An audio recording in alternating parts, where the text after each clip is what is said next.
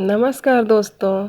आज मैं जो कहानी आपको सुनाने जा रही हूँ वो शिमला के पहाड़ियों की हॉरर स्टोरी है। तो अगर आपने अब तक चैनल को सब्सक्राइब नहीं किया है तो सब्सक्राइब कीजिए और वीडियो को लाइक कीजिए।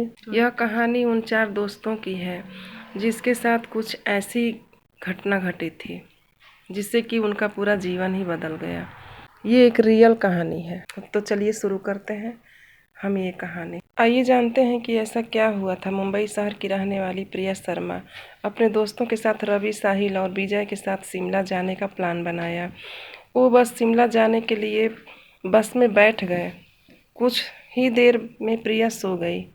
अचानक प्रिया की नींद खुली तो उसने देखा कि बस में कोई नहीं था। बस का ड्राइवर भी नहीं था। बस अपने आप ही चल रही थी। उनके सारे दोस्त भी बस में नहीं थे। यह सब देखकर डर के मारे प्रिया जोर जोर से चिल्लाने लगी। अचानक उसे लगा कि कोई उसके पीछे खड़ा है। जब उसने पीछे मुड़कर देखा तो वहाँ एक स्त्री बैठी हुई थी। उस स्त्री का चेहरा जला हुआ था। ऐसा लग रहा था कि किसी ने उसके चेहरे पर एसिड फेंका हो। ऐसा भयंकर चेहरा देखकर प्रिया ने चिल्लाया और अचानक प्रिया की नींद उड़ गई। वो एकदम डरी हुई और पसीने से पूरी भीगी हुई थी। पास में बैठे हुए विजय ने पानी की बोतल निकाली और बोला, शायद तुम्हें कोई सपना देखा होगा। थोड़ी ही देर में बस शिमला पहुंच गई और एक होटल पर रात बिताने के लिए गए। दूसरे दिन वो सब साथ में मिलकर होटल के पास वाले पहाड़ी में घूमने जाने की नक्की किया। करीबन आधे घंटे में वो सब पहाड़ी की सबसे ऊंची शिखर पर पहुंच गए। वहीं से नीचे देखने पर घने नीलेक्षम पेड़ पौधे काफी सुंदर दिख रहे थे। अचानक साहिल चौंक गया और बोला, नीचे देखो, कोई खड़ा है, लगता है कोई स्त्री है। विजय और रवि भी देखने लगे लेकिन उन्हें कोई दिख नहीं रहा था और बोले, तू पागल हो गया है क्या? इस घने जंगल में कोई स्त्री कैसे आ सकती है? तुम्हें शायद कोई भ्रम हुआ होगा।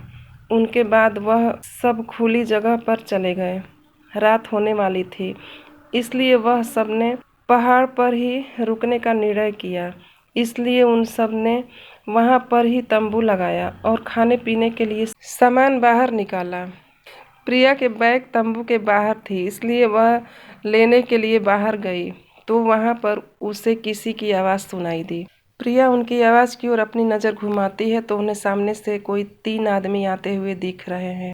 उनके हाथ में धारदार हथियार देखकर प्रिया डर जाती है और दौड़ के तंबू के अंदर आ जाती है। उसने अपने दोस्तों से भी यह बात की लेकिन कोई भी उसकी बातों पर विश्वास नहीं कर रहे थे। प्रिया चिल्लाकर बोली, आप सब पागल हो गए हो। कोई भी मेरी बातों पर भरोसा नहीं कर रहा है। चलिए मेरे साथ बाहर, मैं आपको बताती हूँ। वो सभी बाहर आके शिखर की चोटी से नीचे देखने लगते हैं। उतने में ही उन सभी को लगता है कि कोई 3 लोग उनकी ओर बढ़ रहे थे। यह सब देखकर वो सभी डर जाते हैं और तुरंत ही अपना सामान समेटने लगते हैं और बड़े से पत्थर के पीछे जाके छुप जाते हैं। थोड़ी ही देर में वो सब ऊपर आ जाते हैं। प्रिया देख रही थी कि उनके हाथ, पैर और सिर आम आदमी जैसे बिल्कुल नहीं थे। वो सब एक जगह पर बैठ जाते हैं और कुछ तांत्रिक विद्या शुरू करते हैं। उनमें से एक आदमी अपने हाथों की उंगली काट देता है लेकिन अंधेरे की वजह से उन्हें कुछ भी ठीक से दिखाई नहीं देता है। अचानक उन चारों ने देखा कि एक औरत उन आदमियों के बीच में आके लेट जाती है। कोई नहीं जानता कि आखिर वो औरत वहाँ पे पहुँची कैसे। प्रिया ने कहा, मुझे कुछ समझ नहीं आ रहा है, आखिर यह सब क्या हो रहा है? मुझे बहुत ही डर लग रहा है। एक के बाद एक वो तीनों उस औरत को सूंघने लगे। वहीं पे अचानक उस औरत ने अपनी उंगली उठाई, हमारी तरफ इशारा करने लगी। हम सब डर गए। वो तीनों उस औरत को छोड़कर हमारी ओर बढ़ने लगे। हम सब पहाड़ी के नीचे होटल की ओर दौड़ने लगे। हमारी आवाज़ सुनकर वो तीनों हमारी ही ओर दौड़ने लगे। प्रिया और साहिल सबसे आगे थे और विजय और रवि उनके पीछे दौड़ रहे थे।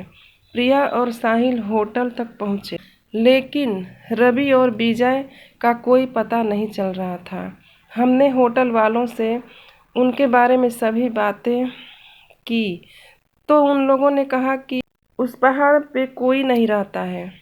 वो पहाड़ श्रापित है। जो भी वहाँ जाता है वो कभी वापस नहीं आता। आपकी किस्मत अच्छी थी कि आप अभी ज़िंदा हैं, लेकिन हमारे दोस्त रवि और विजय कभी भी वापस लौट के नहीं आए।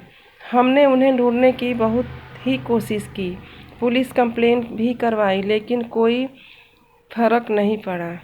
तो दोस्तों, कैसी लगी हमारी आज की ये कहानी? तो फिर ठीक है, अब हम मिलते हैं आपको अपनी अगली कहानी में।